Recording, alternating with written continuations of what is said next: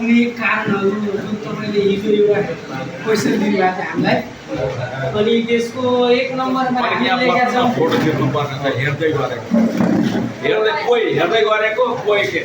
एक तीनवटा त तीन दुना छजना त यहाँ चाहियो के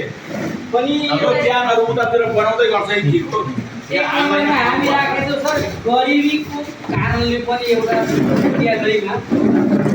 बाल अधिकार लागु नहुने र बालबालिकाले विद्यालय नआउने समस्याहरू छ धेरै उसको मेटेरियल्सहरू नभएको कारणले बुझ्नुभयो सन्तोष सर मेरो एउटा के छ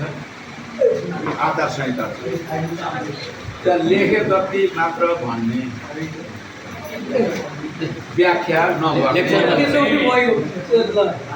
अनि दोस्रो बुँदामा अभिभावकमा शिक्षा र जनचेतनाको कमी